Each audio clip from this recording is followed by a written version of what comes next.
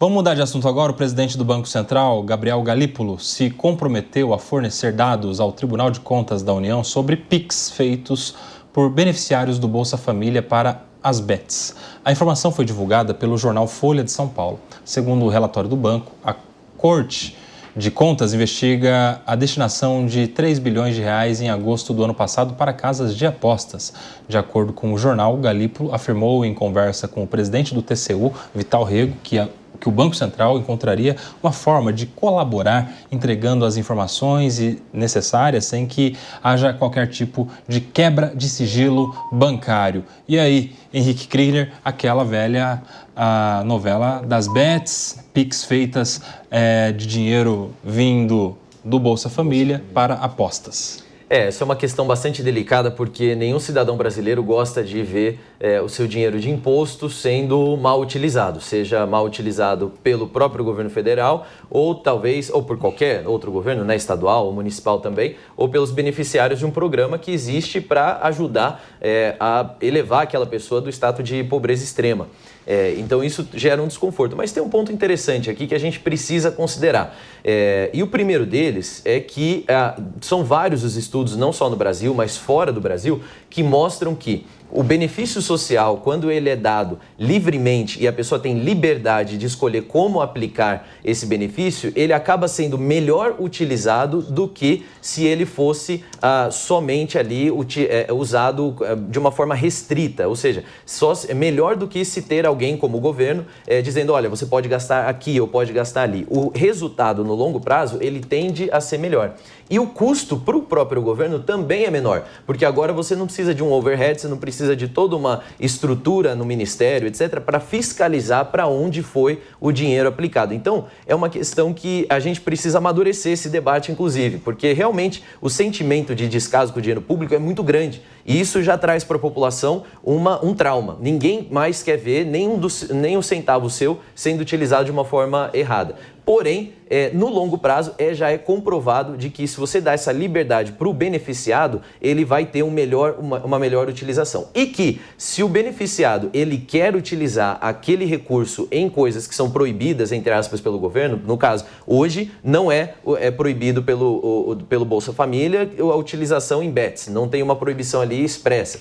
Mas caso haja, aquele que recebeu esse benefício, ele vai encontrar uma maneira de fazer isso e burlar essa proibição. Então, vai gerar uma necessidade de supervisão, fiscalização, que o governo não tem condições de fazer, vai ficar caro demais. É um momento muito delicado. Agora me levantou uma pergunta, o porquê que o Galípolo, então, vai enviar ao TCU esses dados relacionados aos beneficiários do Bolsa Família, se não existe uma proibição expressa hoje de que o beneficiado do Bolsa Família não possa utilizar esse dinheiro para bets. Eu acho, minha opinião, que é um absurdo a pessoa que está numa situação de extrema pobreza ser iludido dessa maneira e tentar encontrar nas bets uma solução para a sua situação. Não tem como, esse é o maior crime, essa venda aí do dinheiro fácil, né? Essa ilusão do dinheiro fácil. Mas a gente tem que entender também que não dá para agora jogar toda a responsabilidade em cima do governo e querer que o governo faça essa hiperfiscalização, porque isso vai aumentar o Estado, vai gerar maior burocratização e maior custo também que vai sair do nosso bolso. É muito complicado, Koba. E aí, como que resolve essa? Leandro Ferreira. Essa eu tô com o Kriegner. Acho que a gente... Não acredito. Olha aí. É verdade isso? É verdade. Feliz ano novo, pessoal. É verdade esse bilhete, viu, pessoal? Eu sou um defensor daquilo que o Milton Friedman defende, que é o direito de as pessoas fazerem as suas próprias escolhas, né? Eu acho também, concordo, inclusive quero repetir aqui algo que ele disse, que é o verdadeiro crime é atirar boa parte da população, não só os beneficiários do Bolsa Família, mas um conjunto grande de pessoas, né, à ilusão das bets. Então, o caminho me parece estar muito mais na regulação das bets para o jogo responsável, a redução dos níveis de publicidade que se tem em torno das bets. Eu acho que algumas entidades privadas, como clubes de futebol, a Confederação Brasileira de Futebol tem sua responsabilidade que deveria ser auto-imposta ou autorregulada, mas que deveria levar em conta isso, né? A gente teve, por exemplo, no caso de times de futebol, Kriegner, um paralelo, né? Aqui um site de agenciamento de garotas fazendo propaganda, patrocínios para times de futebol, e aquilo acabou sendo algo que eles limitaram, né? Eu acho que as bets devem caminhar para o mesmo sentido. Foi o que fez, por exemplo, o pessoal de boa parte da UEFA, né? Que é a Confederação Europeia de Futebol, né? Então, eu vejo que o grande crime está mais por aí. Do contrário, a gente vai considerar que alguns gastos que as pessoas fazem, né, também não deveriam ter sido feitos, e a gente vai ter uma ingerência na vida das pessoas que é descabido, né? Uma das razões pelas quais eu repito aqui nessa mesa que eu sou o comentarista mais liberal da Jovem Pan é justamente porque eu acho que as pessoas têm o direito de fazerem suas próprias escolhas, mas... Mais ou menos, vez, né, Leandro? Eu acho que as pessoas têm que ter as condições de fazer as suas próprias escolhas. O entendimento do TCU é de que o dinheiro que cai na conta do beneficiário do Bolsa Família ainda é dinheiro público, mesmo estando na conta do beneficiário. Quando, na verdade, é o contrário. Ele deixa de ser dinheiro público quando vai para a conta do beneficiário e ele escolhe o que fazer. Quando começaram, Koba, eu falei aqui no começo do programa, do 8 de janeiro, ser a data em que foi sancionada a Lei da Renda Básica de Cidadania, né, porque ela é uma evolução dos programas de transferência de renda, né, que começaram, por exemplo, em Campinas, no Distrito Federal. Mas lá em Campinas, quando começou, Koba, teve gente, né, que foi fazer o seguinte: o que você faz? Do Distrito Federal? Campinas e Distrito Federal. Tá. Começaram juntos esses programas, um governo do PSDB, outro do PT, né? E eu sou tranquilo em relação a isso, acho que é uma evolução constante que aconteceu também no governo Fernando Henrique Cardoso, né? Mas quando teve lá em Campinas, foram ver no que as pessoas estavam gastando seus primeiros benefícios, né? Questionaram uma senhora até publicamente: como assim a senhora comprou dentadura? Era para você poder comprar comida para os seus filhos, roupa para os seus filhos. Ela falou assim: comprei uma dentadura porque agora eu posso sorrir, eu posso ir para uma entrevista de emprego sem passar vergonha. Né? Então, eu acho que o direito da pessoa de escolher o que vai fazer com aquilo prescinde, né? não pode estar em segundo lugar em relação àquilo que a gente está discutindo de garantia de cidadania. Pode fazer duas perguntas, claro. Mas tiro curto? Tiro curto. Resposta rápida. Sim. Você gosta da ideia do passe livre aos domingos? Gosto da ideia dos passos livres aos domingos e do restante da semana também. Tá bom. Você gosta da ideia de subsídio do transporte público? Se o custo da empresa de ônibus for racionalizado, gosto. Então você não é liberal coisa nenhuma, Leandro Ferreira. Para de conversa, meu amigo. Vamos lá, vamos com o Túlio. Não, tá certo. Liberdade de vir. Isso aí. Com todo mundo pagando, né? Para uns e outros usarem. Fala lá, Túlio Nassa. Bom, sobre esse tema, eu fico totalmente com a posição do Kriegner e, aliás, o Leandro concordou aqui, essencialmente, algumas discordâncias aqui a colar, que faz parte também, para não cansar muito a audiência, eu só vou destacar um ponto que eu acho que é importante. O Bolsa Família, para mim, é um tipo de ajuda humanitária, bem isso mesmo, né? Porque pelo valor e pela necessidade, pela renda do povo, aquilo serve realmente como uma necessidade básica. O problema não é o auxílio emergencial, o auxílio social, que eu acredito que seja correto para quem muito precisa. O problema é a perpetuação desse tipo de política. Esse é o grande mal, o grande problema. Esse tipo de auxílio, ele deveria ter prazos, condições, deveria ter contrapartidas, de forma que pudesse libertar a pessoa dessa ajuda humanitária. Alguém quer que uma pessoa passe a vida inteira dependendo de ajuda humanitária? Esse é o ponto, essa é a reflexão, a discussão. E aí nós vamos voltar para a questão: como fazer a roda da economia girar e a pessoa ter melhores condições com um gasto público gigantesco, além do que o governo arrecada? É isso. E aí, Raquel? Eu acredito que o Estado está tratando eu acredito que o governo federal trata a população como merecedores de serem tutelados, né? Obviamente, o Bolsa Família ele tem um destino exato e esse destino não poderia ser para apostas ou realmente utilizar em bets, né, em ganhos dessa forma. Mas a solução desse problema não é a ingerência em relação à liberdade individual daquele que opta. O cara vai ser proibido de jogar nas bets, ele vai jogar no bicho. Ou vai jogar na loteria. E aí quem vai controlar? Exatamente. Então, eu acredito que é necessário termos mais tecnicidade na implementação de políticas públicas e também na elaboração de leis, para que a gente tenha ali o norte legítimo para a atuação do Estado. O Estado, ele percebe as brechas e os erros e tenta corrigir com mais erros e equívocos. A gente não pode quebrar e cercear a liberdade individual decorrente realmente a inconsequência daqueles que deveriam saber e usar de forma adequada um benefício como o Bolsa Família. Raquel, mas só assim, um comentário rápido, Koba.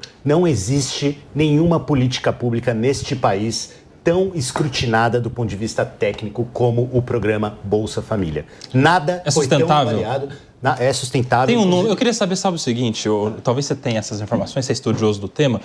Quantas pessoas se utilizaram do Bolsa Família, sobreviveram, porque a finalidade primária é essa, né? Dá sustento, a pessoa se alimenta, vive, basicamente com um mínimo de dignidade, e que com esse valor conseguiram alavancar as suas vidas profissionalmente, saíram dessa condição, evoluíram, romperam as barreiras da economia. E aí, você tem esse dado? Sim, esse dado tem um instituto chamado Instituto de Mobilidade Social, inclusive é financiado pelo Armínio Fraga, turma da GV e tal. Esse dado é o seguinte, Koba, as pessoas não permanecem, é uma minoria de pessoas, coisa assim na casa de 5%, que permanece ao longo de mais de uma década no programa. As pessoas passam pelo programa, saem, né, e tem hoje uma geração de pós-graduandos que foram beneficiários do Bolsa Família quando crianças. Então, a proporção é 5% é que permanece mais de uma década. Né? Você sai do programa e você tem mobilidade social. Agora, eu te convido, Koba, entra lá no Google Scholar, né, e digita Bolsa Família. Você vai ver que tem mais de 35 mil artigos acadêmicos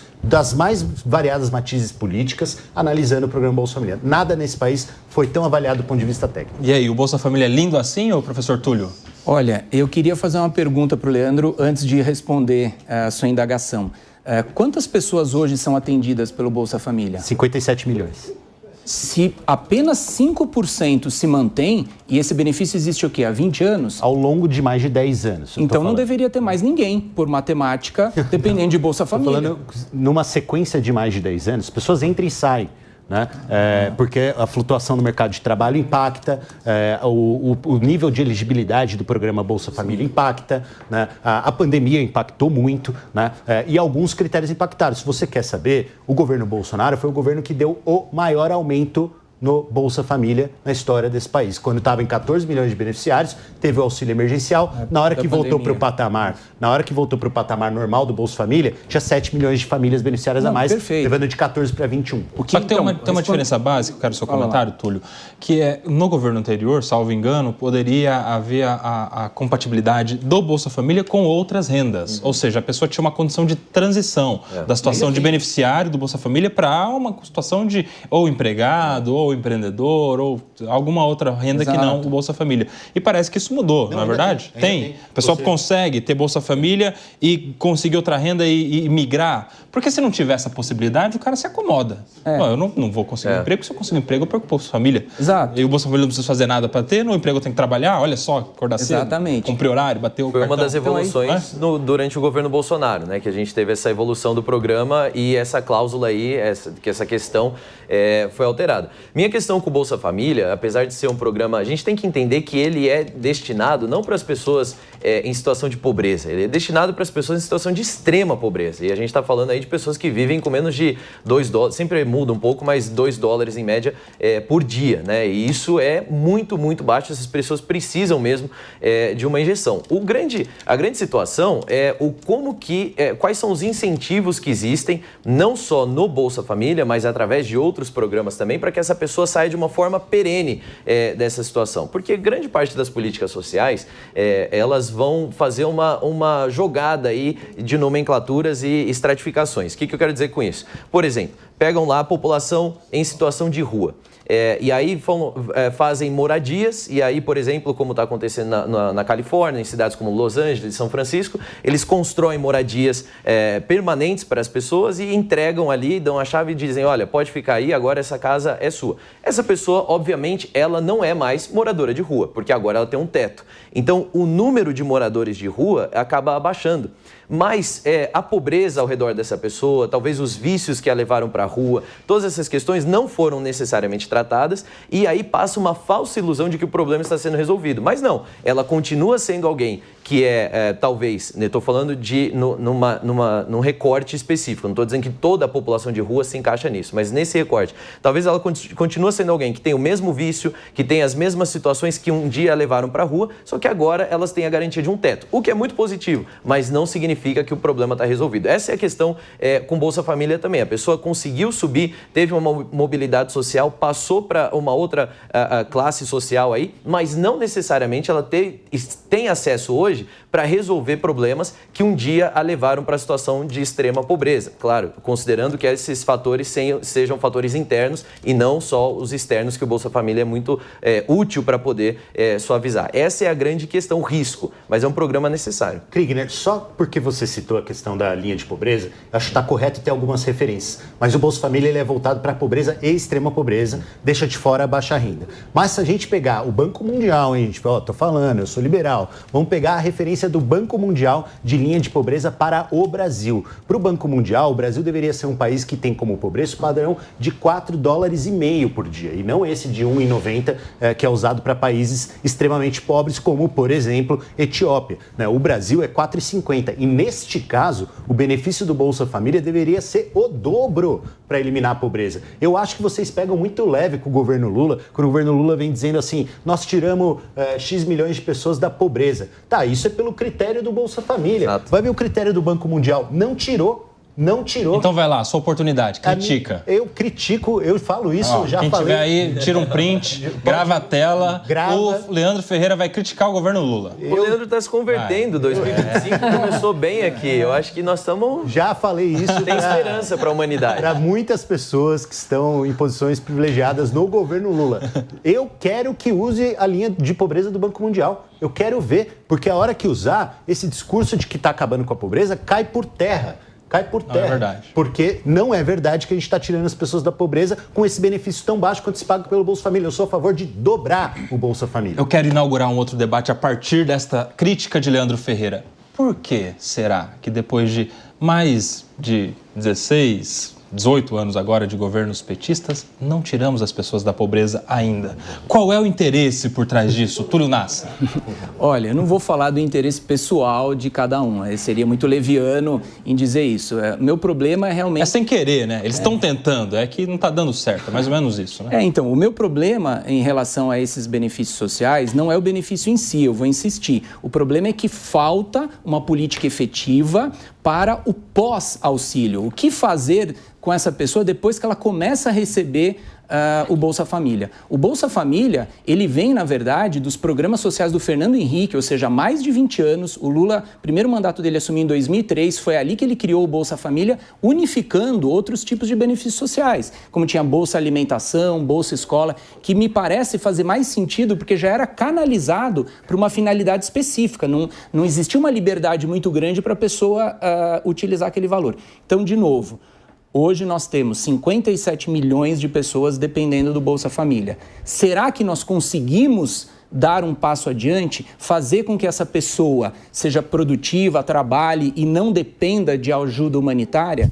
Esse é o problema do Bolsa Família, é o segundo passo. Está muito longe ainda de encontrar uma solução para isso. Por isso é que eu acredito que a solução não seja a pessoa em si que depende do Bolsa Família, mas a melhora da economia num país a médio e longo prazo. É isso que vai fazer com que aquela pessoa não dependa do Bolsa Família. Vamos pegar exemplos no mundo, aí, por exemplo, a Noruega, e depois eu cito o Japão também, porque falam que a Noruega é muito pequena, perto do Brasil. Mas a Noruega era um país pobre até a Segunda Guerra Mundial. Descobriu as jazigas de petróleo. O que ela fez? Todo mundo acredita que a Noruega pegou aquele dinheiro e aplicou o welfare state na veia, ou seja, aumento de benefícios sociais, política keynesiana, vamos investir, o investimento no social, porque agora sim vai desenvolver o país. Errado. A Noruega não gastou um centavo daquele recurso do petróleo, economizou durante 20 anos antes de fazer algum gasto público, criou o maior fundo de proteção monetária do mundo e, a partir dali, com consistência, passou a garantir benefícios sociais para a população. Por quê? Porque ela tem consistência para poder pagar os benefícios sociais. Então, uma pessoa na Noruega, por exemplo, tem licença maternidade de 1 ano e meio. Por quê? Porque a Noruega pode fazer isso, porque fez a lição de casa durante 20 anos. Então, me parece um populismo que fica um círculo vicioso. Olha, as pessoas precisam de Bolsa Família, vamos dar mais, vamos pagar mais. Ok, ninguém é contra essa ajuda, mas o que é feito, o que é pensado para além disso? Por favor, vamos discutir agora como sair do Bolsa Família e não como entrar. Né? Se tivesse realmente saindo do Bolsa Família, nós não teríamos 57 milhões de pessoas ainda dependendo. Se essa proporção fosse, olha, de cada 100% que entra, só 5% que fica, 95% já foi embora, então nós não teríamos mais 57 milhões de dependentes. Eu concordo com o Leandro, concordo com o Kriegner, é importante, o valor é pequeno perto do que a pessoa precisa, a gente tem essa sensibilidade humanitária, realmente, mas, de novo, vamos pensar para além, para frente. Túlio, pensa para além, Túlio, pensa para frente, filhos? Leandrão, vai lá. Túlio, você tem filhos? Claro. Quantos anos tem seu filho? 21, 17 e 13. Então, pelos filhos de 21, filhas. 17 filhas, 3, a de 21 está na faculdade? Pô, que exposição, é interrogatório isso aqui agora? Virou interrogatório. Você é da polícia, Leandro? A Raquel é. A Raquel é. Mas é o seguinte, quem tem filhos até 24 anos estudando na faculdade ou até 18 anos, por qualquer razão que seja, recebe a dedução do imposto de renda. Você está disposto a abrir mão da dedução do imposto de renda que você recebe pelos seus filhos? Porque o valor disso, sabe quanto é? Por mês, multiplicado pela alíquota máxima do imposto de renda, é R$ 57 por mês que você recebe. Mas tem a ver com Tem a ver que o benefício do Bolsa Família é R$ 50 por criança e adolescente. Mas não é R$50. Isso e os filhos dos mais ricos recebem 57. Então eu não quero tirar esse benefício de você. Eu tenho um filho, também recebo esse benefício. Recebe. Só que mas não é eu quero que todo mundo possa receber. A tributação não deve muito levar injusto. em conta a minha situação pessoal. A sua situação pessoal eu não tenho que falar. de altamente beneficiária. Um de cada, gente. Um de cada. Gente, desculpa, se eu fosse o autor de alguma lei tributária, eu não posso legislar em causa própria. Não é causa própria.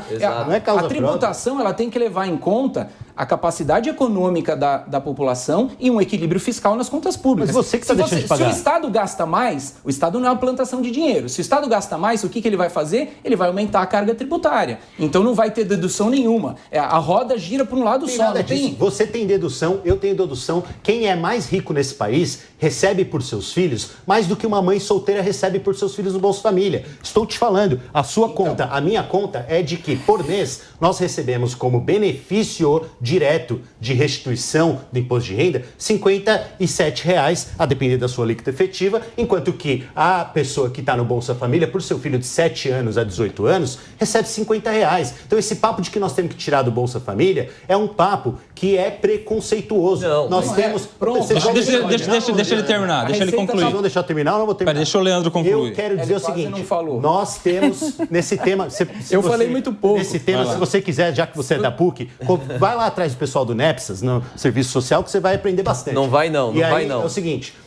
Conclui, Leandro, vai lá. Você está com a oportunidade. Falar, depois eu agradeço também. Vai lá. Respeitosamente. Nós temos a classe mais rica, os mais ricos, que pagam o topo do imposto de renda, recebendo um benefício maior do que uma mãe no Bolsa Família, gente. Isso é uma hipocrisia. A gente tem que igualar o trato de cidadania do Estado aos seus beneficiários, especialmente criança e adolescente. Esse papo de tirar a gente do Bolsa Família não é algo que é a prioridade do país. Nós temos que incluir quem precisa mais, e eu acho, na minha opinião, que o correto é incluir a toda a população brasileira, como se faz nos países escandinavos, pagando um benefício universal e condicional como uma renda básica de cidadania. Obrigado. Então, só falar o seguinte, a receita do bolo está pronta aqui, pessoal. Está resolvido o problema. Aumenta a carga tributária, que com isso nós vamos tirar as pessoas do Bolsa Família. É só tirar a dedução de imposto de renda que eu eventualmente tenho, porque eu não tenho, porque nunca, na minha conta, na declaração de imposto de renda, nunca consigo aproveitar a dedução, mas vamos imaginar que eu conseguisse aproveitar a dedução, tá?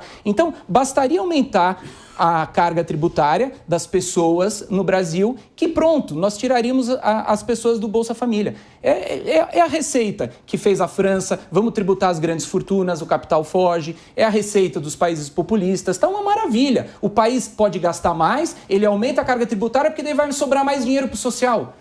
Pelo amor de Deus. Olha só. A política tributária tem que ser equilibrada. Você não pode cobrar nem mais e nem menos. Ela tem que ser equilibrada. Olha só a construção do argumento do Leandro Ferreira. Que interessante. Você que está na tabela máxima aí, na faixa máxima do imposto de renda, que é de 27,5%, pessoa física, você que ganha a partir de R$ 4.664. Você paga no mínimo, se você estiver no piso desta faixa, você paga no mínimo R$ 1.282 reais de imposto. Mas o governo é bonzinho, o governo é maravilhoso com você. Ele é mais maravilhoso com você do que com o beneficiário do Bolsa Família. Porque você está pagando R$ 1.282 de imposto, mas ele te dá um desconto de 57. Aí não fica mais R$ 1.282, fica só R$ 1.200 de imposto para você que ganha 4 mil e pouco. Mais de um quarto do seu salário. Olha que governo maravilhoso de bom, um ursinho carinhoso. Você é da ditadura, você é da época Não estou falando do presidente, eu estou falando do Estado. O Estado. Que seja. Agora então tá certo. Tá certo. O Estado é maravilhoso, Kriegner. O Estado é fofinho, ele é benevolente com o cidadão. Paga 1.280? Não, te dou um desconto de 57 e você é mais amado pelo Estado do que o beneficiário do Bolsa Família. Kriegner. Esse ponto, o Leandro está cometendo o erro que todo UBI lover comete. Essa é a grande questão que a gente está vendo aqui. A pessoa que é muito fã da renda básica universal, ela acaba se fascinando por isso e acha que essa é a grande solução. Mas o argumento aqui do professor Túlio não foi de tirar pessoas de uma maneira de reduzir ou colocar um teto para participantes ou beneficiários do Bolsa Família. Foi simplesmente de avaliar, será que nós estamos conseguindo fazer com que a pessoa deixe de precisar do benefício? E isso deveria ser senso comum, das pessoas entenderem que esse benefício ele é temporário. Aliás, os recentes estudos, até na questão da renda básica universal, vão mostrando também que quando você tem uma data final para esse benefício, data de fim, olha, esse benefício vai acabar no dia tal, você não vai receber mais dinheiro no benefício a partir do mês tal, do ano tal.